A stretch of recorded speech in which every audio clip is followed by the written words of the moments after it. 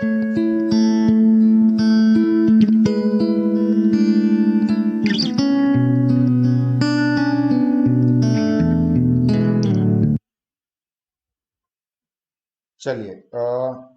हम लोग शुरू करते हैं। हमारा आज का जो पहला सेशन है वो मेजोरिटी स्टूडेंट्स आ गए हैं।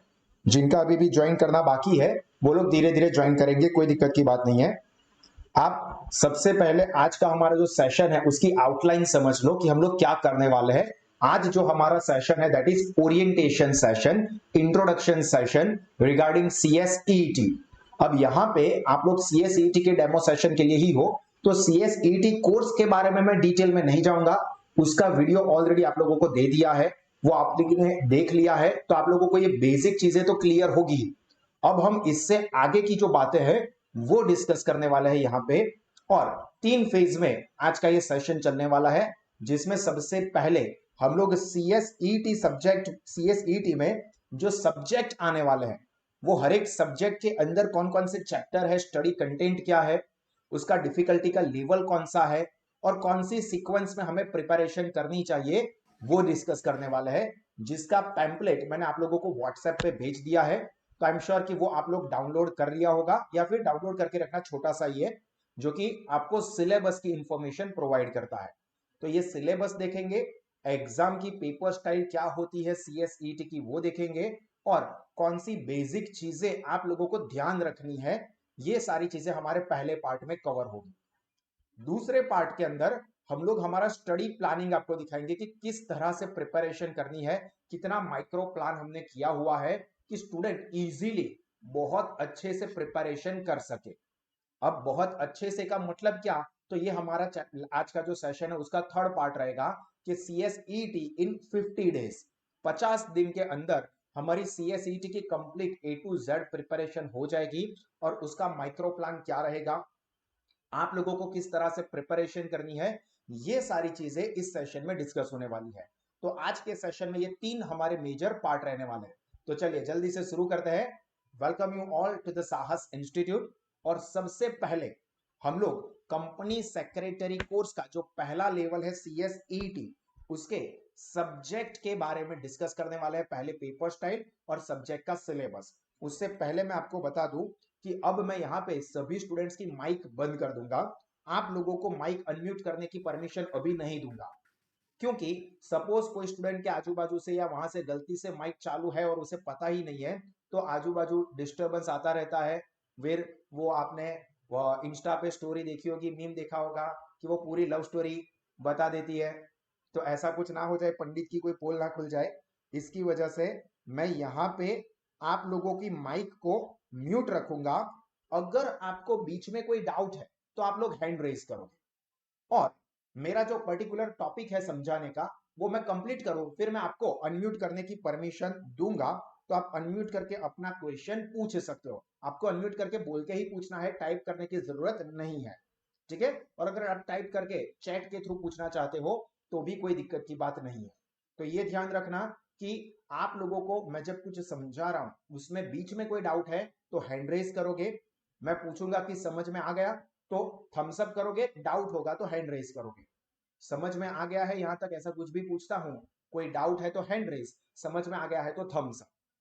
हैंड रेज किया होगा तो मैं आपको अनम्यूट करने की परमिशन दूंगा और आपका अपना डाउट पूछ सकते हो, ठीक है। या फिर एक पर्टिकुलर पार्ट खत्म होगा तब मैं आपको अनम्यूट करने की परमिशन दूंगा, जिसमें आप अनम्यूट करके अपने डाउट को पूछ पाओगे, ताकि एकदम स्मूथ वे पे हमारा जो सेशन है वो अच्छे से और टाइम पे खत्म हो सके। क्लियर, सबको समझ में आया यहां तक? समझ में आया तो थम्स अप करो। यस, आप लोगों को स्क्रीन पे दिख ही रहा होगा, देखो सब लोगों के थम्स अप आ गए, मुझे भी दिख जाएगा। तो डाउट होगा तो आप लोग हैंड रेज करोगे, और क्लियर हो गया होगा तो थम्स अप करोगे। तो चलिए अब हम लोग हमारा जो इंट्रोडक्टरी सेशन है इसका पहला पार्ट जो की है एग्जाम की पेपर स्टाइल क्या रहेगी। क्योंकि शुरू करने से पहले आपको पता होना चाहिए कि जो एंड है जहां पे आपको पहुंचना है वो कैसा होगा, उसकी रिक्वायरमेंट क्या है। अगर उसको समझे बिना ही मेजोरिटी क्या करते हैं, सीएस करना है, सीएसईटी करना है, सीधी पढ़ाई चालू करते हैं, तो ये बहुत ही गलत मेंटालिटी है। आपको पूरा रोड मैप पता होना चाहिए, पूरा प्लानिंग पता होना चाहिए, और मैं आज के सेशन में यही सारी चीजें क्लियर करने वाला हूं। तो सबसे पहले तो जैसा कि आप लोगों ने सीएसईटी की इंफॉर्मेशन वाले सेशन में देखा होगा कि आपको 4 सब्जेक्ट आने वाले हैं जिसकी की एग्जाम आप लोगों को लिखनी है, जिसमें सबसे पहला सब्जेक्ट है वो है बिजनेस कम्युनिकेशन। दूसरा सब्जेक्ट जो है वो है legal aptitude and logical reasoning, जिसको कि शॉर्ट में LALR हम लोग कहते हैं, LALR। और नाम से ही पता चल जाता है कि इसमें 2 पार्ट आने वाले हैं, एक लीगल एप्टीट्यूड और दूसरा पार्ट है लॉजिकल रीजनिंग। ये 2 पार्ट आने वाले हैं जिसके अंदर भी टोटल 8 चैप्टर्स। बिजनेस कम्युनिकेशन में भी 8 चैप्टर है, legal aptitude and logical reasoning में भी 8 चैप्टर है, और जो तीसरा हमारा सब्जेक्ट है वो है EBE, शॉर्ट में हम कहते हैं EBE, उसका पूरा नाम है इकोनॉमिक एंड बिजनेस एनवायरनमेंट। तो यहां पर भी नाम से ही क्लियर पता चल जाता है कि 2 पार्ट है, एक है इकोनॉमिक और दूसरा है बिजनेस एनवायरनमेंट, और इसमें भी टोटल 8 चैप्टर ही आपको पढ़ने हैं। तो ये मेन आपके 3 सब्जेक्ट है। अब उसके बाद जो फोर्थ सब्जेक्ट है, अब ये तीनों सब्जेक्ट की जो कंटेंट है ना, एग्जाम की स्टाइल वो सेम है। तीनों सब्जेक्ट में आपको 35 क्वेश्चंस आएंगे। पहले 3 सब्जेक्ट में business communication, LALR and EB, तीनों में 35 क्वेश्चंस MCQ आएंगे और 50 मार्क की टोटल एग्जाम होगी। तो सर ये 35 MCQ 50 मार्क्स ये किस तरह से सेट हुआ है? तो देखो यहाँ पे मैंने बता दिया है कि 15 MCQ ऐसे होंगे जिस MCQ का वेटेज होगा 2 मार्क। तो 15 MCQ इंटू 2 मार्क्स यानी कि 30 मार्क्स, और 20 MCQs ऐसे होंगे जो हर एक MCQ का होगा 1 मार्क। तो 20 इंटू 1 यानी कि 20 मार्क्स। तो ये 30 प्लस 20 करके ये 50 मार्क्स बन गए, और यहाँ पे ये 15 MCQ प्लस 20 MCQ, तो टोटल हो गए 35 MCQ। तो आई होप कि आपको ये कैलकुलेशन समझ में आया होगा कि 35 MCQs होंगे जिसका 50 मार्क टोटल बनता होगा, जिसमें से 15 MCQ के 2-2 मार्क है, 20 MCQs के 1-1 मार्क है। तो इस तरह से पहले तीनों सब्जेक्ट में आपको रहेगा। और जो आखिरी सब्जेक्ट है उसका नाम है current affairs and viva voce, CAVV इस तरह का नाम है, जिसमें करंट अफेयर्स में आपको जो लेटेस्ट इंफॉर्मेशन होती है, सराउंडिंग में क्या चल रहा है, वो सारी चीजें आएगी। इंस्टीट्यूट अपना भी कंटेंट देता है जो कि हर साल चेंज होता रहता है, क्योंकि वो करंट अफेयर्स है, लेटेस्ट इंफॉर्मेशन है, तो वो चेंज होता रहता है। और उसके साथ साथ सराउंडिंग में क्या चल रहा है वो सारी चीजें आपको जाननी होती है, जिसका वेटेज टोटल 20 मार्क्स का है। करंट अफेयर्स का पार्ट 20 मार्क का है और वाइवा वोस होता है। पर इस बार जैसे लास्ट ईयर से कोविड-19 की वजह से ये वाइवा वोस का पार्ट नहीं रखा जाता है, उसकी जगह पे होता है प्रेजेंटेशन स्किल। वाइवा वोस में ऐसा होता है कि वाइवा ओरल एग्जाम आप ऐसा समझ लो, जिसके अंदर आपको ऑडियो क्लिप सुनाई जाएगी, उसको सुन के बाद में आपको क्वेश्चन आएगा जिसके आपको आंसर लिखने होते हैं। पर इस बार ये वाइवा वोस की जगह पे रहेगा प्रेजेंटेशन स्किल। लास्ट ईयर से अभी तक ऐसा ही चल रहा है, क्योंकि कोविड-19 की वजह से एग्जाम जो है वो रिमोट प्रोक्टर्ड मेथड RPM, इस टेक्निक के हेठड़ मींस इस टेक्निक के अंडर में आपको अपने घर से ही देनी होती है। ठीक है, तो एग्जाम घर से देनी होती है, इसलिए वाइवा वोस का पार्ट इंस्टीट्यूट नहीं रख सकता, उसकी जगह पे वो लग रखा है प्रेजेंटेशन स्किल्स या कम्युनिकेशन स्किल, मतलब मोर और लेस बिजनेस कम्युनिकेशन के पार्ट रहते हैं। और इन चारों का आप टोटल करोगे तो यहां पे आपकी टोटल 200 मार्क की एग्जाम होती है। ये समझ में आया आप लोगों को? समझ में आया है तो थम्स अप करना। इसका पैम्पलेट ऑलरेडी मैंने आपको भेज दिया है। टोटल 200 मार्क्स आपको पेपर लिखना होगा। 35 MCQs रहते हैं मेन 3 सब्जेक्ट के। टोटल हर एक चारों के 4 सब्जेक्ट के टोटल होंगे 50 मार्क। पास होने के लिए ध्यान से समझ लो क्राइटेरिया, यहां पे टोटल 200 मार्क की एग्जाम है। हर एक सब्जेक्ट के यहां पे 50 मार्क्स होते हैं सब्जेक्ट वाइज। तो आपको सब्जेक्ट वाइज 40% रिजल्ट लाना होगा, मतलब कि 20% हर एक सब्जेक्ट में एंड एग्रीगेट 50%।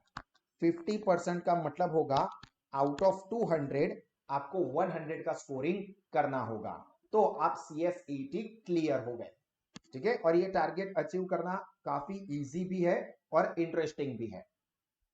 ये चीज आपको समझ में आ गई होगी कि एग्जाम क्या है, किस तरह की एग्जाम होगी, और passing requirement out of 200 total 100 होने चाहिए, और हर एक सब्जेक्ट में 50 में से 20-20 मार्क्स, 20-20 मार्क्स आपके हो जाने चाहिए। क्लियर हुआ है यहां तक? चलिए, किसी को कोई डाउट है? ये सारी चीजें पैम्पलेट में भी मैंने लिखी हुई है, जो कि मैंने आज आपको प्रोवाइड कर दिया है, तो आप उसमें से भी शांति से देख सकते हो। ये सारे के सारे sessions, video sessions already app पे रख दिए हैं। तो जिन लोगों की फुल फीस पे हो गई है और जिनकी ऐप एक्टिव हो गई है, वो लोग इसके अंदर भी सारी चीजें, ये सेशन ऑलरेडी एप्लीकेशन पे आ गया है। ठीक है, वो मैं आपको लास्ट में समझाता हूं, बट उसके अंदर भी आपको देखने को मिलेगा। सोनिया, अभी बीच में कोई क्वेश्चन नहीं, 12th की एग्जाम होगी या नहीं वो लास्ट में मैं आपको बताऊंगा, वो सारी चीजें डिस्कस करेंगे।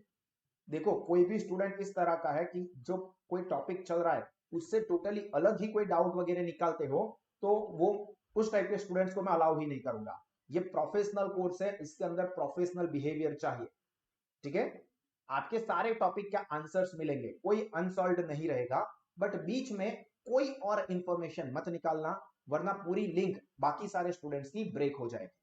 ठीक है, वो मैं बाद में बताता हूं लास्ट में आपके क्वेश्चन का आंसर। आउटसाइड की चीजें हम लोग पूरा सेशन खत्म होने के बाद डिस्कस करेंगे। आपके जो कोई भी क्वेश्चन है सेशन खत्म होने के बाद पूछना, आखिर में हम लोग 10-15 मिनट एक्स्ट्रा कर देंगे, जिसमें सारे आपके आंसर्स मिल जाएंगे।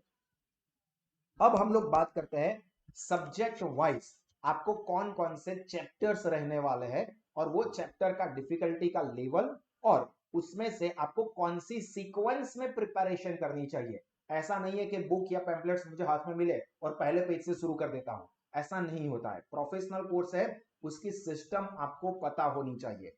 तो पहला जो है वो है बिजनेस कम्युनिकेशन सब्जेक्ट, जिसके अंदर मैंने आपको आगे भी बताया 8 चैप्टर रहने वाले हैं, जिसके अंदर देखो यहां पे आपको चैप्टर नंबर में दो चीजें, दो नंबर्स देखने को मिलेंगे। एक ये 1 2 3 4, ये सब चैप्टर के सीक्वेंस नंबर है। इस सीक्वेंस में इंस्टीट्यूट ने चैप्टर्स दिए हुए हैं, और बाजू में जो नंबर दिए हैं ना, वो मैंने मेरी साइड से आपको सजेस्ट किया है कि आपको कौन सी सीक्वेंस में प्रिपेयर करना चाहिए। तो देखो यहाँ पे ये वाला जो मैंने ब्रैकेट में नंबर लिखा है 1, ये चैप्टर से आपको शुरुआत करनी चाहिए, कॉन्सेप्ट ऑफ बिजनेस कम्युनिकेशन। उसके बाद लिसनिंग स्किल, उसके बाद बिजनेस करस्पॉन्डेंस, उसके बाद कॉन्सेप्ट ऑफ ई करस्पॉन्डेंस, जो कि लेटेस्ट मेथड्स होती है जिसके हिसाब से पूरी दुनिया भर में कम्युनिकेशन चलता है। उसके बाद English grammar and its usages, जो कि आपने अप टू 12th स्टैंडर्ड जो भी इंग्लिश पढ़ा होगा उसके ऊपर बेस्ड रहेगा। एनरिचिंग वोकेबुलरी, वोकेबुलरी मतलब वर्ड्स पावर, मतलब इंग्लिश के नए नए शब्द हमें समझने होंगे, सीखने होंगे, जो कि आपकी ओवरऑल आप सब्जेक्ट को देखो। और लास्ट है comprehension of passage and art of summarizing, summary writing, या पैसेज किस तरह से पढ़ा जाता है या कैसे पैसेज को एनालाइज्ड किया जाता है, ये सारी चीजें यहाँ पे कवर की गई है। अब मैं आपको इस सब्जेक्ट के बारे में बताऊं, तो पहले 2019 तक सीएसईटी नहीं था, उस वक्त था सीएस फाउंडेशन, और सीएस फाउंडेशन में ये सब्जेक्ट नहीं था। उस वक्त थे अकाउंट सब्जेक्ट, स्टैटिस्टिक्स सब्जेक्ट, ये सारी चीजें थी। अब प्रैक्टिकली मैं भले अकाउंट पढ़ाता हूं, बट मुझे भी पता है और आपको भी पता है कि फ्यूचर में आगे चल के आप लोग कभी भी नोटबुक के अंदर जर्नल एंट्री नहीं लिखने वाले हैं, लेजर पोस्टिंग नहीं करने वाले हैं, अपने हाथों से trading account, profit and loss account, balance sheet जो बनाते हो वो कुछ नहीं करने वाले। बट फिर भी वो सारा पार्ट हमारे सिलेबस का हिस्सा था, इसलिए हमने पढ़ा है। सीए फाउंडेशन की अगर हम बात करें चार्टर्ड अकाउंटेंसी के कोर्स में, तो उसमें भी एक पार्ट है जो कि प्रैक्टिकली कहीं पे भी नहीं होता है, और सीएस फाउंडेशन में भी ये था अकाउंट, पर प्रैक्टिकली ये कहीं पे भी यूज नहीं होता है। इसलिए इंस्टीट्यूट ने 2020 में, मतलब लास्ट ईयर, बहुत अच्छे और प्रोग्रेसिव डिसीजन लिए कि जो सब्जेक्ट ऐसे है जो कि इस कोर्स के अंदर कोई भी direct benefit, direct value addition करते ही नहीं है, तो उन सारे सब्जेक्ट का लोड स्टूडेंट्स पर से हटा दो। स्टैटिस्टिक्स कभी भी आगे चल के काम नहीं लगता है एज अ कंपनी सेक्रेटरी और एज अ चार्टर्ड अकाउंटेंट। तो फिर, और वो सिर्फ पहले ही साल के लिए होता है, कॉलेज में भी सिर्फ एफवाई बीकॉम में है स्टैटिस्टिक्स, उसके बाद कभी नहीं आता है। 12th के बाद सीएस फाउंडेशन में था, सीए फाउंडेशन में था, बाद में आगे नहीं आता है। तो ये सारी चीजों को देखते इंस्टीट्यूट ने उन सब्जेक्ट को निकाल दिया और ये सब्जेक्ट को ऐड ऑन किया, जो कि कम्युनिकेशन स्किल। आप कोई भी प्रोफेशन में जाते हो, आप चाहे सीएस करते हो, आप चाहे सीए करते हो, आप चाहे डॉक्टर हो, चाहे इंजीनियर हो, या चाय बेचते हो, कम्युनिकेशन स्किल से बंदा बहुत आगे निकल जाता है। ये आपको पता ही है, हमारे सुप्रीम लीडर को देखोगे तो कम्युनिकेशन स्किल उनकी इफेक्टिव है, उसी की वजह से वो बहुत ज्यादा आगे है। तो यहाँ पे कम्युनिकेशन आप कोई भी फील्ड में हो बहुत इंपॉर्टेंट रोल प्ले करता है। आप प्रोफेशनल कंपनी सेक्रेटरी बन जाते हो, बट आपको किसी के साथ बात करना, डील करना, कम्युनिकेट करना ही नहीं आता है, तो फिर वो company secretary successful company secretary नहीं बन सकता। इसी की वजह से इंस्टीट्यूट ने इस सब्जेक्ट को रख दिया और जो एक्स्ट्रा जो सब्जेक्ट ऐसे थे जो कि काम के नहीं थे डायरेक्टली, उन सबको हटा दिया। उसी तरह से हमारा दूसरा सब्जेक्ट जो कि सीएस कोर्स का सबसे लेंथी सब्जेक्ट है, सबसे बड़ा सब्जेक्ट, ये है legal aptitude and logical reasoning. अब इसके अंदर दो पार्ट है। पहला पार्ट है लीगल एप्टीट्यूड, मतलब कि आपको लॉ रिलेटेड सारी चीजें यहां पे कवर होगी। ये जो पार्ट है ये लीगल एप्टीट्यूड का पार्ट है, जिसके अंदर हमारा सबसे पहला चैप्टर रहेगा इंडियन कॉन्स्टिट्यूशन, मतलब भारत का संविधान। इसके अंदर क्या चीजें लिखी है, क्योंकि हमारा जो पूरा देश चलता है, पूरी लॉ सिस्टम चलती है, पार्लियामेंट चलती है, मीन्स जो विधानसभा होती है वो चलते हैं, असेंबली जिसको कहते हैं, वो सब के सब कॉन्स्टिट्यूशन के हिसाब से ही चलते हैं। तो हमारे कॉन्स्टिट्यूशन के अंदर क्या चीजें हैं, वो सारी चीजें आपको यहाँ पे सीखने को मिलती है। और ये पूरा का पूरा चैप्टर, ध्यान से सुना, पूरा का पूरा चैप्टर सीएस एग्जीक्यूटिव में एज इट इज रिपीट होता है। सीएस एग्जीक्यूटिव में पूरा का पूरा पहला चैप्टर रिपीट होगा, मतलब सीएस ईटी में प्रिपरेशन की, उसके साथ साथ ये चैप्टर आपका सीएस एग्जीक्यूटिव में भी आता है, वो भी खत्म हो गया। उसके बाद सेकंड चैप्टर है एलिमेंट्स ऑफ जनरल लॉ, जिसके अंदर दो लॉ आते हैं। एक इंडियन कॉन्ट्रैक्ट एक्ट, सबसे बड़ा चैप्टर, लीगल एप्टीट्यूड सब्जेक्ट का सबसे बड़ा चैप्टर इंडियन कॉन्ट्रैक्ट एक्ट है। अगर आप सीएसईटी में उसको अच्छे से करते हो, उसकी नोट सारी की सारी याद रखते हो, पूरा का पूरा टीवाई बीकॉम में, पूरा as it is word to word TY BCom में आता है। तो आपने यहाँ पे किया है, मतलब टीवाई बीकॉम में आपका पूरा एक सब्जेक्ट का लोड खत्म हो गया, पूरा एक सब्जेक्ट हो। यहाँ पे जो एक चैप्टर है वो टीवाई में पूरा एक पार्ट है, पूरा सब्जेक्ट नहीं कह सकते पर सब्जेक्ट का एक मेजर पार्ट है, वो यहाँ पे कवर हो जाएगा, जो कि इंपॉर्टेंट है। देखो ये जो पहला चैप्टर है ना, ये most important category, second chapter भी मोस्ट इंपॉर्टेंट कैटेगरी, दोनों part, Indian contract act and law of tort. अब ये जो लॉ ऑफ टॉर्ट वाला चैप्टर है ना, ये भी पूरा का पूरा सीएस एग्जीक्यूटिव में एज इट इज रिपीट होगा। फिर से मैं बोल रहा हूं, सेकंड चैप्टर के अंदर जो सेकंड पार्ट है, मतलब दूसरा एक चैप्टर ही समझ लो, लॉ ऑफ टॉर्ट, पूरा का पूरा सीएस एग्जीक्यूटिव में रिपीट होता है as it is word to word. तो मतलब यहां पे आपकी प्रिपरेशन हो गई तो सीएस एग्जीक्यूटिव का भी इतना टेंशन आपका खत्म हो गया। उसके बाद ये जो थर्ड चैप्टर है ना, ये बिल्कुल भी काम का नहीं है, वो है elements of company secretaries legislation. CS के बारे में इंफॉर्मेशन है, जिसका सिर्फ पहला टॉपिक हमारे पैम्पलेट का, ये आपको एग्जाम ओरिएंटेड काम का है। बाकी की सारी इंफॉर्मेशन जो है वो आप जैसे जैसे सीएस के कोर्स में आगे बढ़ोगे, सीएसईटी करोगे, सीएस एग्जीक्यूटिव करोगे, सीएस प्रोफेशनल करोगे, ट्रेनिंग में जाओगे, तब आपको ऑटोमेटिकली पता चलता जाएगा। तो यहाँ पे ये जो चैप्टर है इसका बिल्कुल भी लोड आपको है ही नहीं, आप ऐसा समझ लो, सिर्फ और सिर्फ एक ही टॉपिक देखना है जिसमें से रेयर केस पे एमसीक्यू आ सकते हैं। देन अगेन ये जो फोर्थ चैप्टर है that is important, that is elements of company law. अब ये जो है कंपनी लॉ, ये पूरा सीएस एग्जीक्यूटिव में आपका एक पूरा सब्जेक्ट आने वाला है, डिटेल में जाएंगे। कंपनी लॉ सीएस एग्जीक्यूटिव का एक पूरा सब्जेक्ट बनने वाला है। तो यहाँ पे सारी की सारी बेसिक चीजें आ जाएगी। अगर ये सारी चीजें आप समझ गए तो सीएस एग्जीक्यूटिव में जो कंपनी लॉ नाम का सब्जेक्ट आएगा वो आपको समझने में काफी आसानी रहेगी। और ये कंपनी लॉ जो है वो इसके साथ साथ टीवाई बीकॉम में भी पूरा का पूरा रिपीट होने वाला है। तो यहाँ पे जो आप करोगे वो टीवाई बीकॉम में भी एज इट इज रिपीट होने वाला है। तो आप देख सकते हो कि एक बार की हुई प्रिपरेशन कितनी सारी जगहों पे आपको काम लगती है। फिर ये फिफ्थ चैप्टर है ना, इसकी खास बात ये है कि इसके अंदर सेपरेटली कुछ पढ़ना नहीं। देखो ये है लीगल रीजनिंग। अब ये लीगल रीजनिंग वाले में होगा क्या उसको समझ लो। जो हमने पहला चैप्टर, दूसरे चैप्टर का पार्ट 1, पार्ट 2 और चौथा चैप्टर, मतलब चैप्टर 1, 2 एंड 4 जो किए होंगे, जो कि मैंने कहा कि मोस्ट इंपॉर्टेंट है, उसके कॉन्सेप्ट के ऊपर आपको प्रैक्टिकल केस आएंगे, केस लॉ आएंगे। ऐसा समझो कि आपको सिचुएशन दी होगी और उसके हिसाब से आप अपना डिसीजन बताओ कि आपका दिमाग चलता है, आपने जो पढ़ा है वो कॉन्सेप्ट अप्लाई करना आपको आता है। तो यहाँ पे यही चीज है, मतलब यहाँ पे आपको कुछ न्यू चीज नहीं सीखनी है। अगर आपको पहला चैप्टर, दूसरा चैप्टर और चौथा चैप्टर अच्छे से आता है तो मतलब 55th नंबर का चैप्टर आपका हो गया। और अगर पहला, दूसरा और चौथा चैप्टर नहीं आता है तो 5th नंबर के चैप्टर को आप चाहे जितनी भी बार रटने की कोशिश करो, कुछ नहीं याद समझ में आने वाला। बाबा जी का ठुल्लू ठेंगा मिलेगा, कुछ याद नहीं रहेगा। तो 5th चैप्टर तभी होगा जब आपका पहला, दूसरा और चौथा चैप्टर क्लियर होगा। तो यहां पे हमारे लीगल एप्टीट्यूड के पार्ट खत्म हो रहा है। अब ये जो 3 है वो है लॉजिकल रीजनिंग।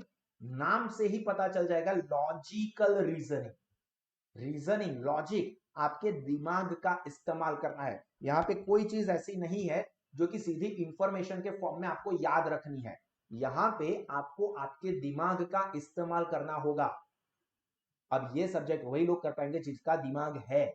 दिमाग ही नहीं है तो मतलब ये समझ में नहीं आएगा। और जिसका दिमाग है, जिसकी कॉमन सेंस चलती है या डेवलप कर सकते हैं, उनको ये तीनों चैप्टर में बहुत मजा आएगा। कुछ टेंशन की बात नहीं है, प्रोवाइडेड कि आपका दिमाग काम करता है या नहीं। तो ये सब्जेक्ट इसीलिए रखा है इंस्टीट्यूट ने, ये वाला पार्ट, कि स्टूडेंट का दिमाग डेवलप हो। उनको क्या हैबिट होती है, रट्टा मारते।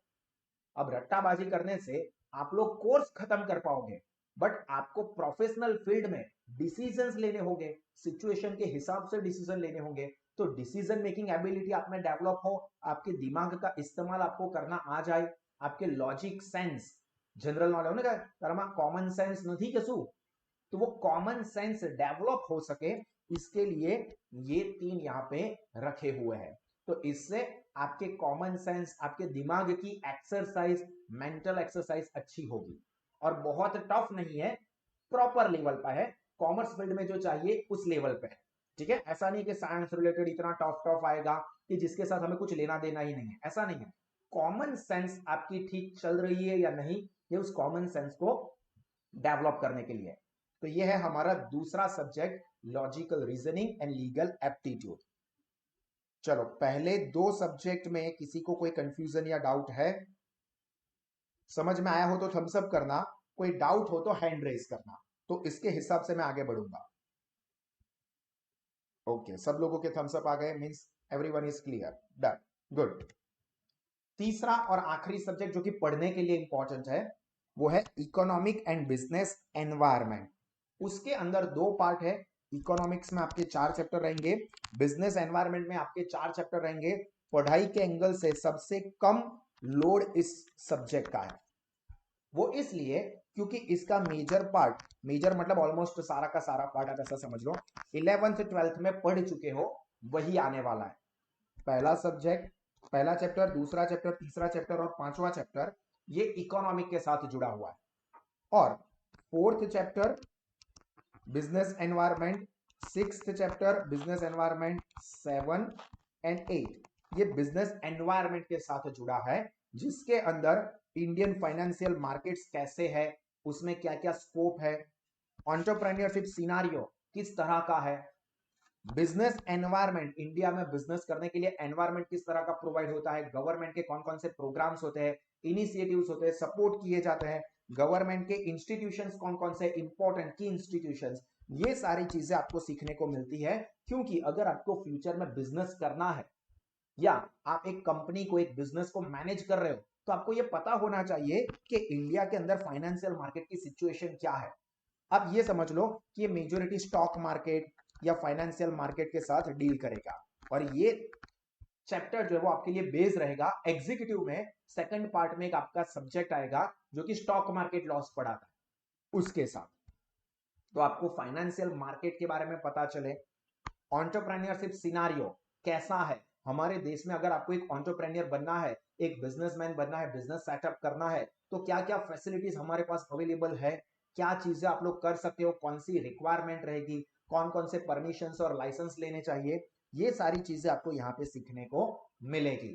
तो ये सारी की सारी चीजें आप देखोगे ना तो बहुत ही प्रैक्टिकल है कि हाँ यार, मैं बिजनेस करने जाऊंगा तो मुझे ये सारी चीजों का पता ही नहीं होगा, तो मैं बिजनेस सेटअप कैसे करूंगा। मुझे जर्नल एंट्री लिखने को आती होगी, मुझे कोरिलेशन रिग्रेशन आता होगा, बट फाइनेंशियल मार्केट किस तरह से काम करते वही नहीं पता है।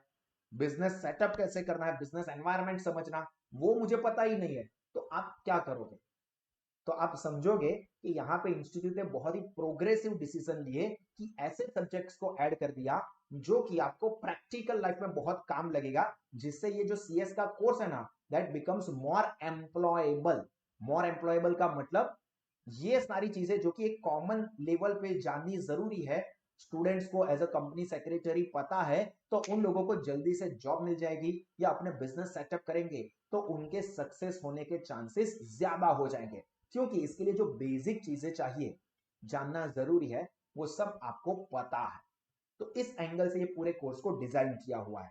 इसलिए मैं कई बार कह रहा हूं कि क्यों मैं इस वक्त इस चीज को कह रहा हूं कि अभी आपको कंपनी सेक्रेटरी का कोर्स करना चाहिए, या आप उसके कंटेंट देखोगे ना तो आपको ऑटोमेटिकली समझ में आएगा कि हाँ सर, आने वाले सालों में इन्हीं सारी चीजों की डिमांड रहने वाली है।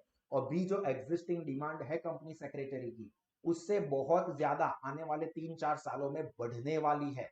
उसका जो वर्क स्कोप है वो बहुत ज्यादा बढ़ा दिया है। इंडिया के बाहर भी, फिर से बोल रहा हूं, इंडिया के बाहर भी आपको इसकी अच्छी खासी वैल्यू मिलने वाली है। ये सारी चीजें अभी चल रही है, तो आप लोगों को ये जब एग्जीक्यूट होगी, जिसमें 2-3 साल लगेंगे, तो तब तक अपना कंपनी सेक्रेटरी कोर्स खत्म हो गया होगा, तो आपको इसके काफी अच्छे एडवांटेजेस मिलेंगे।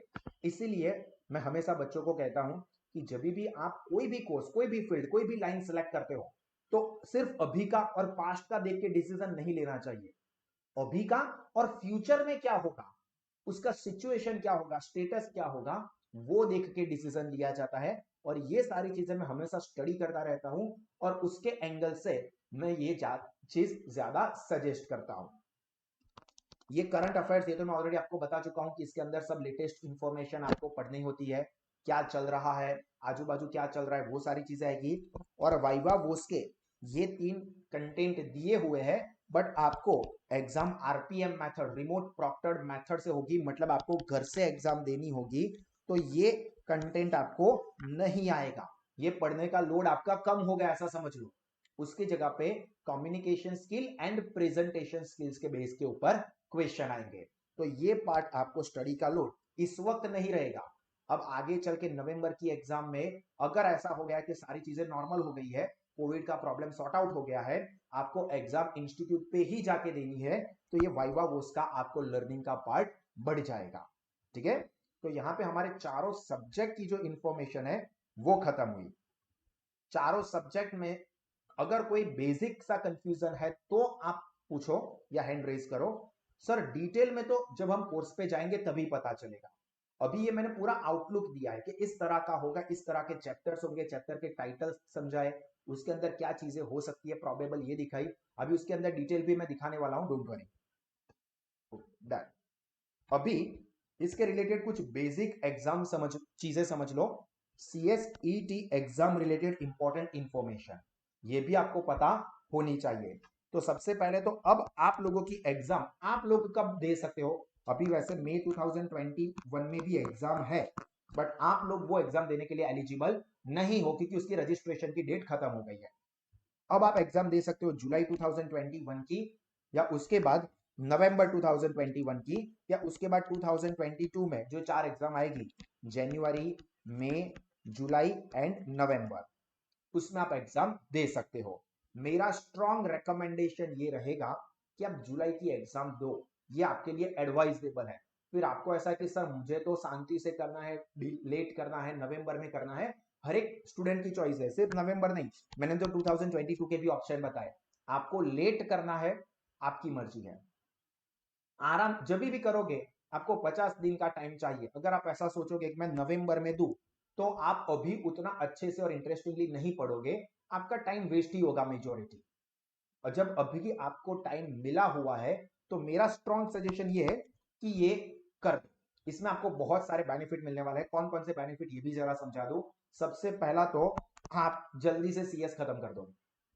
एक दिक्कत स्टूडेंट्स क्या सोचते हैं, ये भी थोड़ी मैं मेंटालिटी आपको क्लियर कर दूं कि कुछ स्टूडेंट्स के माइंड में ये सारी चीजें होगी कि सर जुलाई मंथ के लिए तो टाइम बहुत कम है, हम लोग पास नहीं हो पाएंगे, फेल हो जाएंगे, तो उससे बेटर है ना कि हम लोग शांति से प्रिपरेशन करके नवंबर मंथ की ही एग्जाम दे। तो ये आप एक स्टूडेंट के लेवल के ऊपर जो सोच रहे हो वो सही है। अब उसको थोड़ा वेरीफाई करो, लॉजिकली स्टडी करो। ठीक है, अब मैं आपको ये बताता हूं कि सपोज आप जुलाई मंथ में एग्जाम नहीं देते हो, नवंबर मंथ में एग्जाम दोगे, तो क्या करोगे आप प्रिपरेशन अपनी स्लोली स्लोली शांति से करोगे। अभी तो नवंबर में है, अभी से इतना लोड लेके मतलब क्या है। और अभी से आप सिलेबस खत्म कर दोगे, नहीं सर मैं तो अभी से पढ़ूंगा या पढ़ूंगी, तो अभी से सिलेबस खत्म कर दिया तो नवंबर में एग्जाम देने के लिए वेट क्यों कर रहे हो, क्यों 4 महीने एक्स्ट्रा वेस्ट कर रहे हो। अगर पढ़ाई अभी अच्छी से कर रहे हो तो अभी एग्जाम दे दो। दूसरा, बहुत सारे स्टूडेंट्स ये सोचते हैं कि सर सपोज मैं फेल हो गया तो अभी तक मैं 12th तक कभी भी फेल नहीं हुआ हूं या नहीं हुई हूं, मैं इसमें फेल हो गई तो सबसे पहले तो मैं ये क्लियर कर दूं, इसी सेशन में आगे मैं आपको दिखाऊंगा कि हमारा स्टडी प्लानिंग कैसा है। उसको देख के ही आपको समझ में आ जाएगा कि फेल होना तो बहुत दूर है, हमें तो ये देखना है कि कैसे हम मैक्सिमम स्कोरिंग 150 के ऊपर कर सकें। फेल तो नहीं होंगे, 100% नहीं होंगे। वो सारी चीजें मैं इसी सेशन में आगे क्लियर करता हूं, उस वक्त हम लोग डिटेल में डिस्कस करते हैं। पर रेयर केस में हम मान लेते हैं, रेयर केस में कि सपोज आप फेल हो गए। देखो मैं हमेशा बच्चों को ऐसा नहीं सर टीचर होके आप फेल होने की बात क्यों करते हो, देखो मैं हमेशा सारी प्रैक्टिकल चीजें सिखाता हूं। अगर ऐसा है कि आपको सिर्फ पास होने के बाद क्या होता है वही सिखाऊंगा, तो जब लाइफ में फेलियोरिटी आएगी ना, आप लोग फेल हो जाओगे, आप उसमें से बाहर ही नहीं निकल पाओगे। जरूरी ये है कि अगर हम लोग फेल होते हैं तो उसके बाद क्या, फेलियोरिटी के बाद का प्लानिंग कोई नहीं सिखाता है।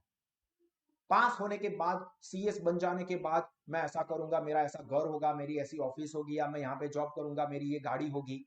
But what if I fail, अगर मैं फेल हो जाता हूं तो मैं क्या करूंगा, ये प्लानिंग भी होना चाहिए। तो यहां पे मैं आपको यही चीज सीएसईटी के लिए समझाता हूं कि अगर आप जुलाई एग्जाम में फेल हो गए तो आप नवंबर की एग्जाम दे सकते हो। आप अगर जुलाई की एग्जाम देते ही नहीं तो भी नवंबर में एग्जाम देने वाले थे, और फेल हो जाते हो तो भी नवंबर मंथ में एग्जाम देने वाले हो, तो उससे आपको कोई नुकसान नहीं हुआ, आप नवंबर में क्लियर हो गया। आप वैसे भी पहले ऐसा सोच रहे थे। पर लेकिन किंतु परंतु आपने ऐसा सोचा कि मैं नवंबर की ही एग्जाम दूंगा क्योंकि शायद मैं जुलाई में शायद मैं फेल हो जाऊं, तो इसलिए आप दे रहे हो नवंबर की एग्जाम।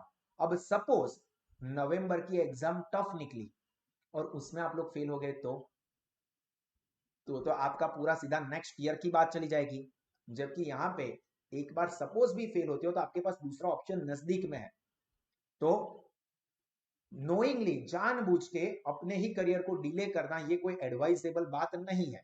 बट फेल हो जाते हो तो नवंबर है, गिव अप कर देना इज इक्विवेलेंट टू फेल। आप जुलाई की एग्जाम दोगे ही नहीं, मतलब आप ऑलरेडी फेल हो चुके हो, बिना ट्राई किए आप लोग फेल हो चुके हो। ठीक है, हालांकि ये फेलियोरिटी की बात मैंने आपको समझाई कि ऐसा भी होता है, then we should be ready. But आगे मैं दिखाऊंगा कि फेल होने का कोई स्कोप ही नहीं है। आप चाहो तो 25 मई तक, सॉरी 15 मई तक ही अपना मेजोरिटी सिलेबस खत्म कर पाओगे। 15 मई तक जब गवर्नमेंट डिक्लेरेशन देगी कि आपकी एग्जाम का स्टेटस क्या होगा, वो हम लास्ट में डिस्कस करने वाले हैं। ठीक है, तो सबसे पहले तो ये चीज आप लोग ध्यान में रखो कि मेरे पर्सनल ओपिनियन के हिसाब से आपको ये एग्जाम पे जाना चाहिए। अगर कोई ऐसा है कि सर मैं तो नवंबर में ही दूंगा, दैट इज योर चॉइस। मैं कभी भी स्टूडेंट्स के ऊपर मेरा ओपिनियन या मेरा डिसीजन थोपता नहीं हूं, मैं सजेस्ट करता हूं, प्रोज कॉन्स दिखाता हूं, डिसीजन आपको लेना है। एग्जाम एमसीक्यू पैटर्न वाली ही रहेगी, जो कि मैंने आपको ऑलरेडी बता दिया। एग्जाम एक ही दिन में होने वाली है, 10 जुलाई को एग्जाम होगी, ये डेट कंफर्म है। और एक एग्जाम कंप्यूटर बेस्ड टेस्ट होगा, मतलब पेपर पे आपको लिखने होंगे आंसर, ऐसा नहीं होगा, कंप्यूटर पे आपको आंसर टिक करने होंगे। एग्जाम 2 घंटे की रहेगी, मतलब 10 जुलाई को 2 घंटे की आपकी एग्जाम रहने वाली है, 2 to 4, या फिर इंस्टीट्यूट जो भी टाइम डिक्लेयर करे वो टाइम। आप लोगों के लिए एक बहुत ही अच्छी बात यह है कि सीएसईटी में कोई भी नेगेटिव मार्किंग नहीं है। मतलब अगर आपको कोई एमसीक्यू का आंसर नहीं पता है और आपने कोई गलत टिक मार्क कर दिया तो कोई बात नहीं, उसके 0 मार्क मिलेंगे। जैसे आप छोड़ दोगे तो भी 0 है, गलत टिक करोगे तो भी 0 है। पर अगर आपने वो तुक्का भी मारा है, वो शायद सही निकल गया, तो आपको मार्क्स मिलेंगे। अगर ऐसा होता कि मैं तुक्का मारूंगा और अगर वो आंसर गलत निकला तो मुझे नेगेटिव मार्किंग होगा। नेगेटिव मार्किंग मतलब माइनस किया जाएगा टोटल मार्क्स में से।